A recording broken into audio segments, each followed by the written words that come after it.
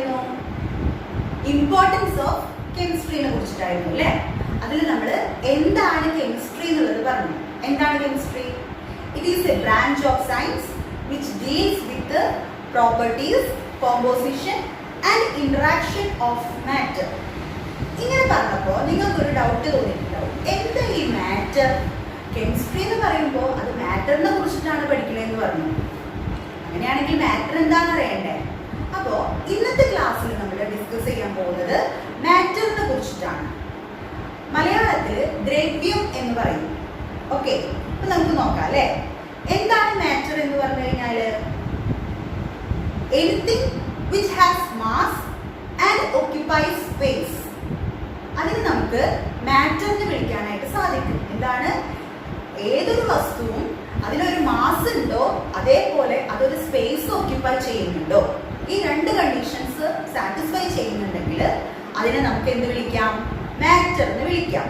Okay, അപ്പൊ മാറ്ററിന് കുറച്ച് examples പറഞ്ഞു നോക്കിയേ. എന്താണ്? നിങ്ങളിപ്പോ ഇവിടെ കാണുന്ന ബോർഡ്, അതൊരു മാറ്റർ ആണ്. കാരണം എന്താണ്? അതിലൊരു മാസ് ഉണ്ട്, അതൊരു സ്പേസ് ഓക്യുപ്പൈ ചെയ്യുന്നു ഉണ്ട്. അതേപോലെ തന്നെ നമുക്ക് ചുറ്റിലും കാണുന്ന ഇപ്പൊ പെന്ന, ബുക്ക്, പെൻസിൽ, അങ്ങനെയുള്ള എല്ലാ വസ്തുക്കളും എന്തിന് എക്സാമ്പിൾ ആണ്? മാറ്ററിന് എക്സാമ്പിൾ ആണ്. ഓക്കെ, മനസ്സിലായോ? എന്താണ്? കൂടുതൽ എക്സാമ്പിൾസ് നിങ്ങൾക്ക് എഴുതാവുന്നതാണ്. എന്താ? നമുക്ക് ചുറ്റിലും കാണുന്ന എല്ലാവരും മാറ്ററിന് എക്സാമ്പിൾ ആണ്. അതിലൊരു മാസ് ഉണ്ടാവണം, അതേപോലെ അതൊരു സ്പേസ് ഓക്യുപ്പൈ ചെയ്യണം. ഈ രണ്ട് കണ്ടീഷൻസ് സാറ്റിസ്ഫൈ ചെയ്യുന്ന എന്തിനേയും നമുക്ക് എന്ത് വിളിക്കാം? മാറ്ററിന് വിളിക്കാം. മനസ്സിലായോ? ഓക്കെ, അപ്പോ എന്താണ് മാറ്റർ എന്നുള്ളത് മനസ്സിലായി. ഇനി ഏതൊക്കെയാണ് സ്റ്റേറ്റ്സ് ഓഫ് മാറ്റർ? ഏതൊക്കെയാണ്? Solid, liquid, gas. ഈ മൂന്നുമാണ് സ്റ്റേറ്റ്സ് ഓഫ് മാറ്റർ. അപ്പൊ ഒരു കാര്യം ചോദിക്കട്ടെ, ഈ മൂന്നെണ്ണം മാത്രമാണോ സ്റ്റേറ്റ്സ് ഓഫ് മാറ്റർ?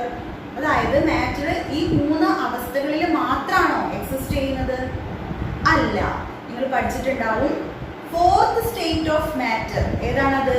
പ്ലാസ്മ അല്ലെ? ഫോർത്ത് സ്റ്റേറ്റ് ഓഫ് മാറ്റർ എന്ന് പറയുന്നത് പ്ലാസ്മയാണെന്ന് പഠിച്ചിട്ടുണ്ട്. അപ്പൊ അങ്ങനെയാണെങ്കിൽ ഈ നാലെണ്ണം മാത്രമാണോ? അതും അല്ല. വീണ്ടും ഉണ്ട് സ്റ്റേറ്റ്സ് ഓഫ് മാറ്റർ. അതായത് boss-Einstein condensate, fermionic condensate, super fluid liquid, അങ്ങനെ വീണ്ടും ഉണ്ട് സ്റ്റേറ്റ്സ് ഓഫ് മാറ്റർ. പിന്നെ എന്തുകൊണ്ടാണ് നമ്മൾ പറയുന്നത് സ്റ്റേറ്റ്സ് ഓഫ് മാറ്റർ ഏതാണെന്ന് ചോദിക്കുമ്പോൾ നിങ്ങൾ ഈ മൂന്നെണ്ണം പറയാനുള്ള കാരണം എന്താ? അതായത് നമുക്ക് ചുറ്റിലുള്ള വസ്തുക്കൾ, അതായത് മാറ്റർ ഏറ്റവും കൂടുതൽ എക്സിസ്റ്റ് ചെയ്യുന്നത് ഈ മൂന്ന് അവസ്ഥകളിലാണ്. ഏതൊക്കെയാണ്? Solid, liquid, gas. ഈ മൂന്ന് അവസ്ഥകളിലാണ് കൂടുതൽ വസ്തുക്കളും നിലനിൽക്കുന്നത്, എക്സിസ്റ്റ് ചെയ്യുന്നത്. അതുകൊണ്ടാണ് നമ്മൾ പറയുന്നത് സ്റ്റേറ്റ്സ് ഓഫ് മാറ്റർ ഏതാണെന്ന് ചോദിക്കുമ്പോൾ ഈ മൂന്നെണ്ണത്തിന് എടുത്തു പറയുന്നത്. മനസ്സിലായോ? അപ്പോ സ്റ്റേറ്റ്സ് ഓഫ് മാറ്റർ ഏതൊക്കെയാണ് നമ്മൾ പറഞ്ഞത്?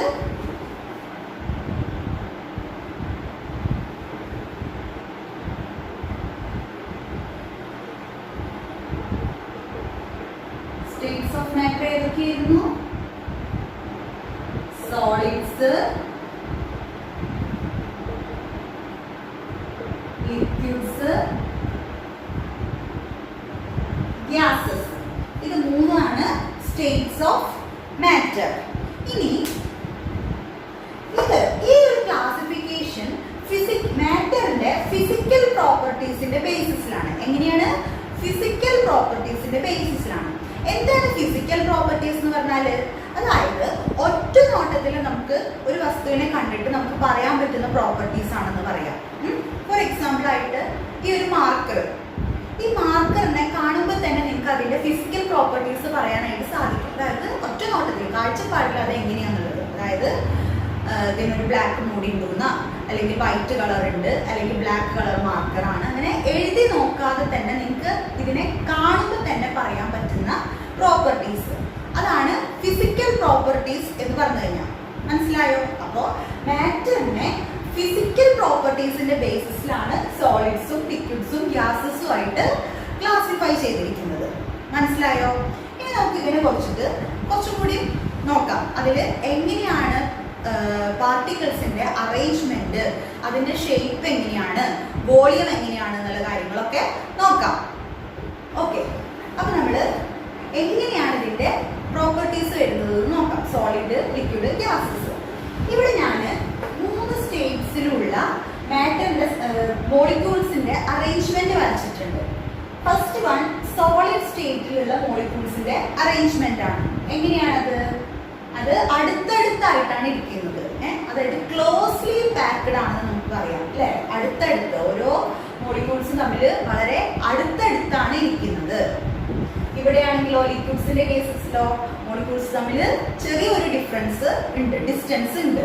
ഇവിടെയോ ഗ്യാസസിന്റെ കേസിൽ എന്താണ് വരുന്നത്? മോളിക്യൂൾസ് ഒക്കെ വെരി ഫാർ അപ്പാർട്ട് ആണ്, അടുത്തല്ല, അകലെയായിട്ടാണ് സ്ഥിതി ചെയ്യുന്നത്. ഓക്കെ, ഇനി ഇതിന്റെ ബേസിസിൽ നിങ്ങൾ പറഞ്ഞ ഷേപ്പ് എങ്ങനെയായിരിക്കും? സോളിഡ്സിന്റെ ഷേപ്പ് എങ്ങനെയായിരിക്കും? സോളിഡ്സിന് ഒരു ഡെഫിനിറ്റ് ഷേപ്പ് ഉണ്ടായിരിക്കും അല്ലെ. കാരണം എന്താ? അതിലത്തെ മോളിക്യൂൾസ് ഒക്കെ ക്ലോസ്ലി പാക്ഡ് ആണ്, അടുത്തടുത്താണ്. അതുകൊണ്ട് തന്നെ സോളിഡ്സിന് എന്തുണ്ടായിരിക്കും? ഒരു ഡെഫിനിറ്റ് ഷേപ്പ് ഉണ്ടായിരിക്കും. ദെൻ ലിക്വിഡിന്റെ കേസസിലോ ലിക്വിഡ്സിന്റെ ഷേപ്പ് എങ്ങനെയായിരിക്കും? ഏത് കണ്ടെയ്നറിലാണോ അല്ലെങ്കിൽ ഏത് പാത്രത്തിലാണോ നമ്മൾ ആ ലിക്വിഡിനെ എടുത്തിരിക്കുന്നത്, ആ ഒരു പാത്രത്തിന്റെ ഷേപ്പ് ആയിരിക്കും എന്തിനുണ്ടായിരിക്കുക? ലിക്വിഡ്സിന് ഉണ്ടായിരിക്കുക. അതേപോലെ തന്നെ ഇപ്പൊ നമ്മള് ഫ്ലോറിലൊക്കെ കുറച്ച് വെള്ളം പോയി കഴിഞ്ഞാൽ അതെന്താ ഉണ്ടാവുക? അങ്ങനെ ഒലിച്ചു പോകും അല്ലെ. ഫ്ലോർ ഇങ്ങനെ പരന്നു കിടക്കുകയാണ്. അത് തന്നെയാണ് അതിന് റീസൺ. നേരെ മറിച്ച് നമ്മളൊരു പാത്രത്തിലാണ് കുറച്ച് വെള്ളം എടുത്ത് വെക്കുന്നത് വെച്ചെങ്കിൽ ആ പാത്രത്തിൻ്റെതായിട്ടുള്ള ഒരു ഷേപ്പില് ലിക്വിഡ് അവിടെ നിൽക്കും. ദെൻ ഗ്യാസസിന്റെ കേസിലോ മോളിക്യൂൾസ് ഒക്കെ വളരെ അകലത്തിലായതുകൊണ്ട് തന്നെ, അതായത് അടുത്തടുത്തല്ല, മോളിക്യൂൾസ് തമ്മിലുള്ള ഡിസ്റ്റൻസ് ഹൈ ആണ്. അതുകൊണ്ട് തന്നെ നമുക്ക് പറയാം ഗ്യാസസിന് ഒരു ഡെഫിനിറ്റ് ഷേപ്പ് ഇല്ല. ഷേപ്പിന്റെ കാര്യം മനസ്സിലായോ? സോളിഡ്സിന് ഒരു ഡെഫിനിറ്റ് ഷേപ്പ് ഉണ്ട്. ലിക്വിഡ്സിന്റെ ഷേപ്പ് എന്ന് പറയുന്നത് അത് കീപ്പ് ചെയ്തിരിക്കുന്ന കണ്ടെയ്നറിന്റെ ഷേപ്പാണ്.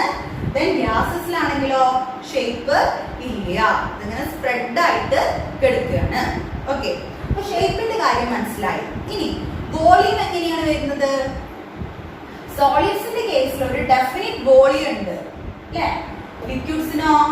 ലിക്വിഡ്സിനും ഒരു ഡെഫിനിറ്റ് വോളിയം ഉണ്ട്.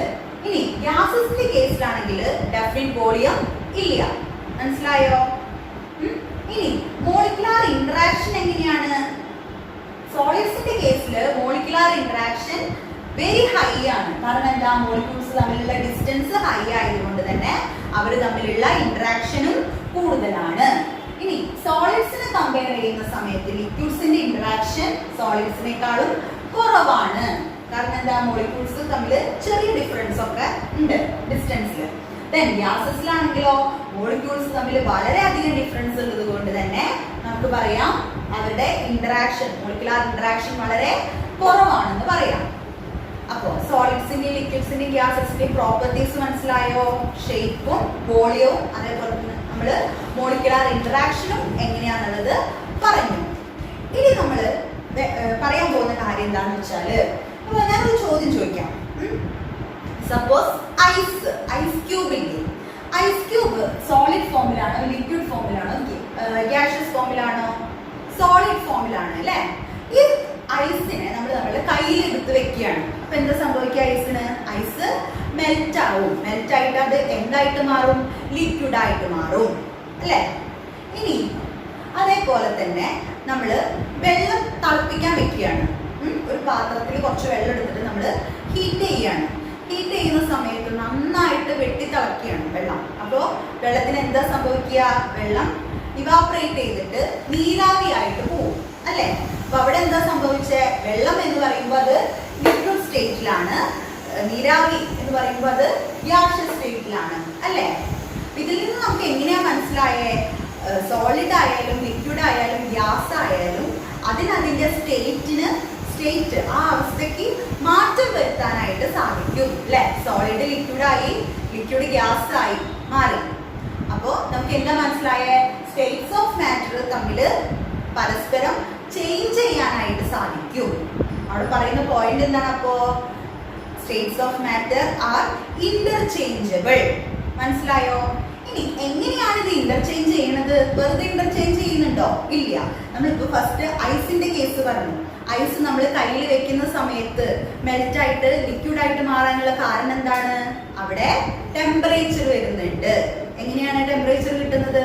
നമ്മളുടെ ബോഡി ടെമ്പറേച്ചർ തന്നെ കയ്യിൽ വെക്കുമ്പോൾ അവിടെ ടെമ്പറേച്ചർ ഉണ്ട് അല്ലെ. നമ്മൾ ബോഡി ടെമ്പറേച്ചർ അബ്സോർബ് ചെയ്തിട്ടാണ് എന്ത് നമ്മളുടെ ഐസ് മെൽറ്റ് ആയിട്ട് ലിക്വിഡ് ആയിട്ട് മാറുന്നത്. മനസ്സിലായോ? അതേപോലെ നമ്മൾ ഹീറ്റ് ചെയ്യുന്ന കേസിലോ ലിക്വിഡിനെ ഹീറ്റ് ചെയ്തപ്പോൾ അത് സ്റ്റീം ആയിട്ട് മാറും. എങ്ങനെയാണ്? അവിടെ നമ്മൾ ടെമ്പറേച്ചർ കൊടുക്കുന്നുണ്ട്. അപ്പോ സ്റ്റേറ്റ്സ് ഓഫ് മാറ്റർ തമ്മിൽ ചേഞ്ച് വരണമെങ്കിൽ അവിടെ എന്ത് വേണം? ടെമ്പറേച്ചർ വേണം. ഇനി ടെമ്പറേച്ചർ മാത്രം മതിയോ? നമ്മൾ ഒരു എന്തെങ്കിലും ഒരു ഐസ് എടുത്തിട്ട് തന്നെ നമ്മളിങ്ങനെ കയ്യിൽ ഇങ്ങനെ പ്രസ് ചെയ്ത് പിടിക്കുകയാണ്. അപ്പൊ അവിടെ നമ്മൾ എന്താ കൊടുക്കുന്നത്? പ്രഷർ ആണ് കൊടുക്കുന്നത്. അപ്പൊ ടെമ്പറേച്ചർ ആൻഡ് പ്രഷർ കണ്ടീഷൻസിൽ വരുമ്പോഴാണ് ഈ സ്റ്റേറ്റ്സ് ഓഫ് മാറ്ററിനെ നമുക്ക് ചേഞ്ച് ചെയ്യാനായിട്ട് പറ്റുന്നത്. മനസ്സിലായോ? ഇവിടെ നോക്കിയേ, സോളിഡ്, ലിക്വിഡ്, ഗ്യാസ്. സോളിഡ് നമ്മൾ ഹീറ്റ് ചെയ്യുന്ന സമയത്ത് അത് ലിക്വിഡ് ആയിട്ട് മാറും. ലിക്വിഡിനെ നമ്മൾ ഹീറ്റ് ചെയ്യുമ്പോൾ ഗ്യാസ് ആയിട്ട് മാറും. തിരിച്ചു നമുക്ക് ഇങ്ങോട്ട് കൺവേർട്ട് ചെയ്യാനായിട്ട് സാധിക്കും. എന്താ ചെയ്യാ? ഗ്യാസിന് നമ്മൾ കൂൾ ചെയ്യുന്ന സമയത്ത് ഗ്യാസ് ലിക്വിഡ് ആയിട്ട് മാറും. ലിക്വിഡിനെ കൂൾ ചെയ്യുമ്പോൾ ലിക്വിഡ് സോളിഡ് ആയിട്ടും മാറും. മനസ്സിലായോ?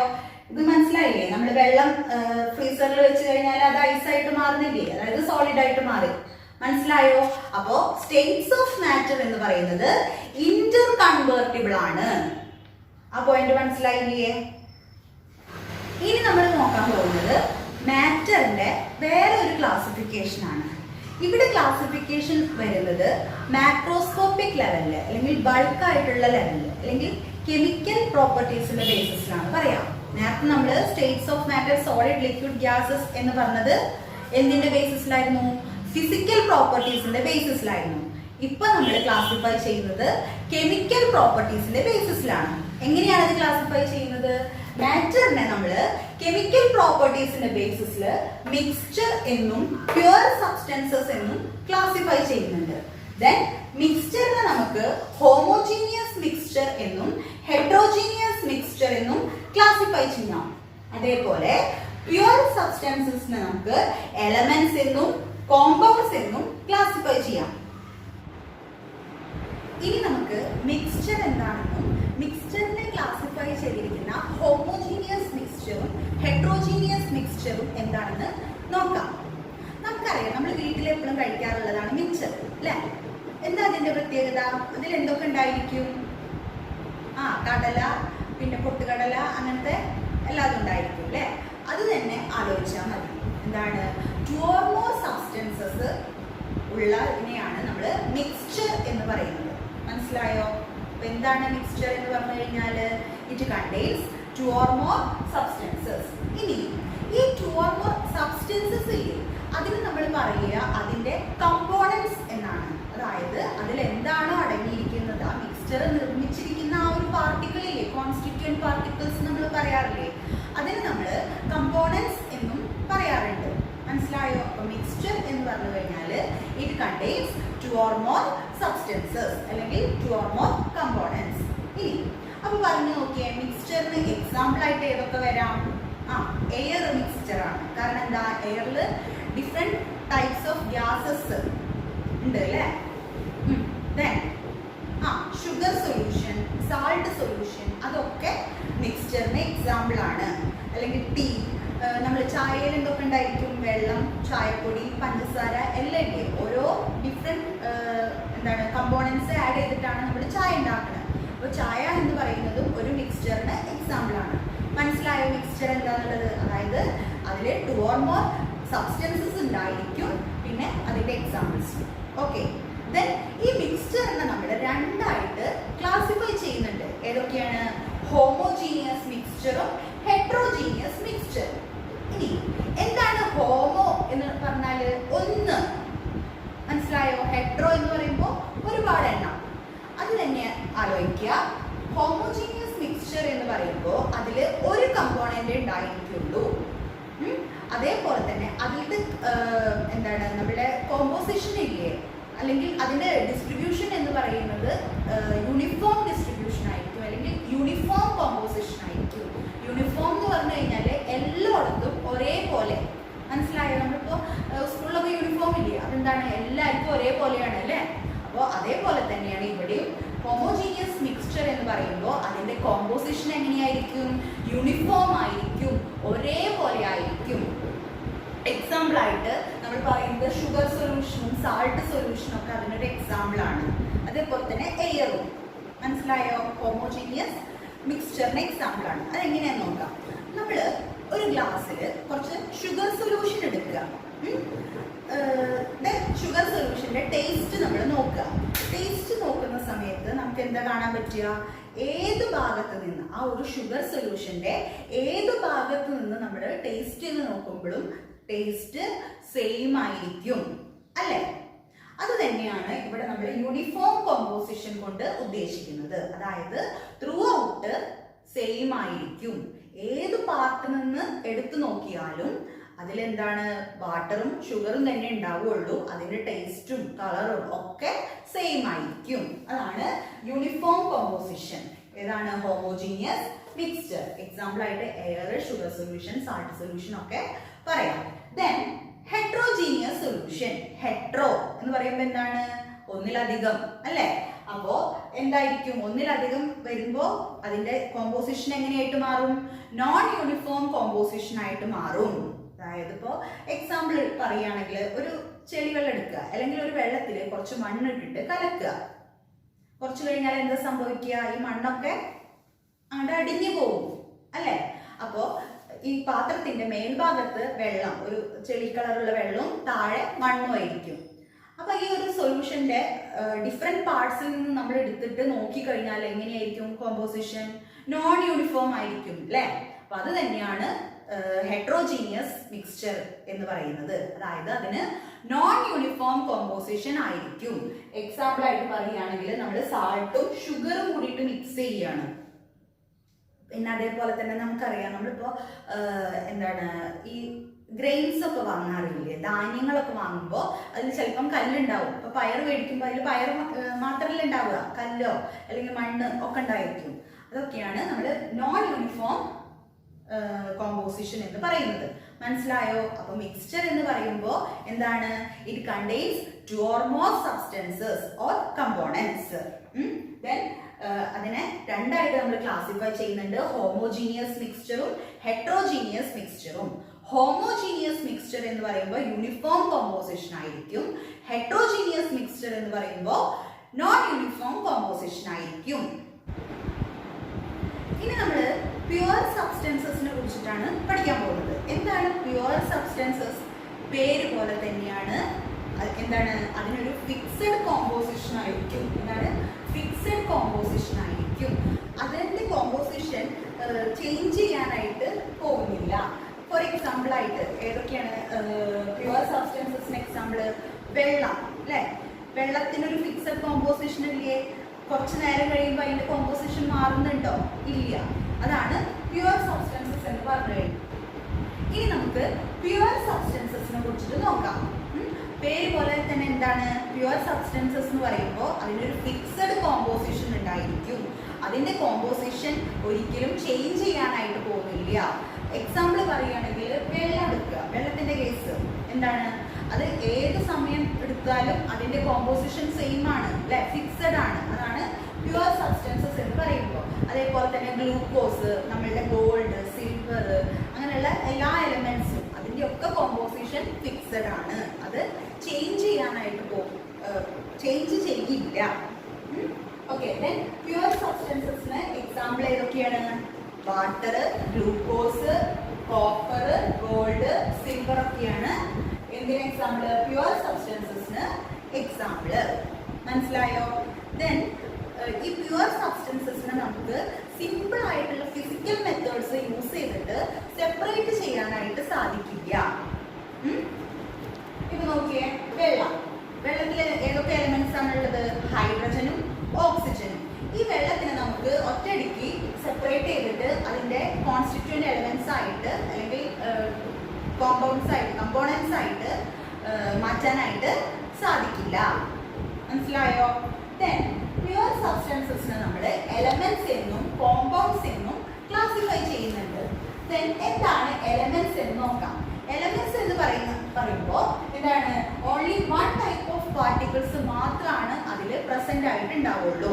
ആ പാർട്ടിക്കിൾസ് എന്ന് പറയുന്നത് ഒന്നെങ്കിൽ ആറ്റംസ് ആവാം അല്ലെങ്കിൽ മോളിക്യൂൾസ് ആവാം. മനസ്സിലായോ? എക്സാമ്പിൾ ആയിട്ട് നോക്കുക, നമ്മളുടെ എലമെന്റ്സ് ആയിട്ടുള്ള sodium, copper, hydrogen, oxygen, fluorine, chlorine അങ്ങനെയുള്ള എല്ലാ എലമെന്റ്സും എന്താണ് ഈ എലമെന്റ്സിന് എക്സാമ്പിൾസ് ആയിട്ട് നമുക്ക് പറയാവുന്നതാണ്. എന്താണ് എലമെന്റ്സ് എന്ന് പറഞ്ഞു കഴിഞ്ഞാൽ it contains only one type of particles. അത് തന്നെ രണ്ട് രീതിയിലുണ്ട്. നമ്മൾ പറഞ്ഞു ആറ്റംസും ഉണ്ട് മോളിക്യൂൾസും ഉണ്ട് എന്ന് പറഞ്ഞു. മോളിക്യൂൾസ് അവിടെ നിൽക്കട്ടെ, ആറ്റത്തിന്റെ കേസ് എടുക്കുക. ഇവിടെ നോക്കിയേ, സോഡിയം, കോപ്പർ എന്നൊക്കെ പറയുമ്പോൾ അത് എങ്ങനെയാണ്? ഒറ്റയ്ക്ക് നിൽക്കുന്നതാണ് അല്ലെ? നേരെ മറിച്ച് ഓക്സിജനും അതേപോലെ തന്നെ ഹൈഡ്രജനും ഒക്കെയോ കൂടിയിട്ടല്ല നിൽക്കുക, രണ്ട് ആറ്റങ്ങൾ തമ്മിൽ കമ്പൈൻ ചെയ്തിട്ടാണ് നിൽക്കുക. H2O2 Cl2 എന്നൊക്കെ കേട്ടിട്ടില്ലേ? എന്താണ്? രണ്ട് ആറ്റങ്ങൾ തമ്മിൽ കമ്പൈൻ ചെയ്തിട്ടാണ് നിൽക്കുന്നത്. മനസ്സിലായോ? അതിനെയാണ് നമ്മൾ എന്ത് പറയുന്നത്? മോളിക്യൂൾസ് എന്ന് പറയുന്നത്. Atoms combine to form molecules. ഇതില് ഹൈഡ്രജനും ഓക്സിജനും മോളിക്യൂളാണ്. ഇത് രണ്ടും എലമെന്റ് തന്നെയാണ്. മനസ്സിലായോ? എലമെന്റ് എന്ന് പറയുമ്പോൾ എന്താണ്? അതില് ഒരു തരത്തിലുള്ള ആറ്റങ്ങൾ മാത്രം, വൺ ടൈപ്പ് ഓഫ് പാർട്ടിക്കിൾസ് മാത്രമാണ് ഉണ്ടായിരിക്കുള്ളൂ. മോളിക്യൂൾസ് എങ്ങനെ ഉണ്ടാവുന്നത്? Atoms combine to form molecules. അപ്പൊ ഹൈഡ്രജന്റെ കേസിൽ ഇതാ, ഇതൊരു ഹൈഡ്രജൻ ആറ്റം, ഇതൊരു ഹൈഡ്രജൻ ആറ്റം. ഈ രണ്ട് ഹൈഡ്രജൻ ആറ്റം കൂടിയിട്ട് കമ്പൈൻ ചെയ്തിട്ട് ഇങ്ങനെ ഹൈഡ്രജൻ മോളിക്യൂൾ ആയിട്ടാണ് നിൽക്കുക. ഇതിനെ നമുക്ക് ഇങ്ങനെ H2 മോളിക്യൂൾ എന്ന് എഴുതും ഇല്ലേ? ഇതേ സെയിം കേസ് തന്നെയാണ് ഓക്സിജന്റെ കേസിലും അല്ലെ? അതിന് നമ്മൾ ഡയറ്റോമിക് മോളിക്യൂൾ ആണ് ഓക്സിജൻ, പഠിച്ചിട്ടുണ്ടാവും അല്ലെ? Monoatomic, diatomic, polyatomic നമ്മൾ പഠിച്ചിട്ടില്ലേ? എന്താണ് ഇതില് സോഡിയവും കോപ്പറും ഒക്കെ മോണോ അറ്റോമിക് ആണ്. എന്താണ് മോണോ എന്ന് പറയുമ്പോൾ ഒന്ന്, അവയ്ക്ക് ഒറ്റയ്ക്ക് നിൽക്കാനായിട്ടുള്ള കഴിവുണ്ട്. നേരെ മറിച്ച് ഓക്സിജനും ഹൈഡ്രജനും ഒക്കെ ഡയറ്റോമിക് മോളിക്യൂൾ ആണ്, അവയ്ക്ക് ഒറ്റയ്ക്ക് നിൽക്കാനായിട്ട് സ്റ്റെബിലിറ്റി ഇല്ല. അതുകൊണ്ട് തന്നെ രണ്ട് ഹൈഡ്രജൻ ആറ്റങ്ങൾ തമ്മിൽ കമ്പൈൻ ചെയ്തിട്ട് ഒരുമിച്ച് നിൽക്കുന്നു. അപ്പോൾ ഹൈഡ്രജനും ഓക്സിജനും ഒക്കെ ഡയറ്റോമിക് മോളിക്യൂളിന് എക്സാമ്പിൾ ആണ്. മനസ്സിലായോ? ആറ്റംസ് എന്താണ്, മോളിക്യൂൾസ് എന്താണെന്ന് മനസ്സിലായി. നെക്സ്റ്റ് ക്ലാസിഫിക്കേഷൻ, അതായത് പ്യുവർ സബ്സ്റ്റൻസസിനെ എലമെന്റ്സ് എന്നും കോമ്പൗണ്ട്സ് എന്നും ക്ലാസിഫൈ ചെയ്തില്ലേ? അതില് കോമ്പൗണ്ട്സ് എന്ന് പറഞ്ഞു കഴിഞ്ഞാൽ 2 or more atoms of different elements, different എലമെന്റ്സിന്റെ രണ്ടോ അല്ലെങ്കിൽ അതിൽ കൂടുതലോ ആറ്റങ്ങൾ കമ്പൈൻ ചെയ്തിട്ടാണ് നമുക്ക് കോമ്പൗണ്ട് ഉണ്ടാവുന്നത്. കോമ്പൗണ്ടിന് ഒരു എക്സാമ്പിൾ ആണ് വെള്ളം, വാട്ടർ. അതിൽ ഏതൊക്കെയാണ് ഉള്ളത്? ഹൈഡ്രജനും ഉണ്ട്, ഓക്സിജനും ഉണ്ട്. എത്ര ഹൈഡ്രജൻ ആറ്റം ഉണ്ട്? 2 ഹൈഡ്രജൻ ആറ്റവും 1 ഓക്സിജൻ ആറ്റവും. ഇങ്ങനെയല്ലേ നിൽക്കുന്നത്?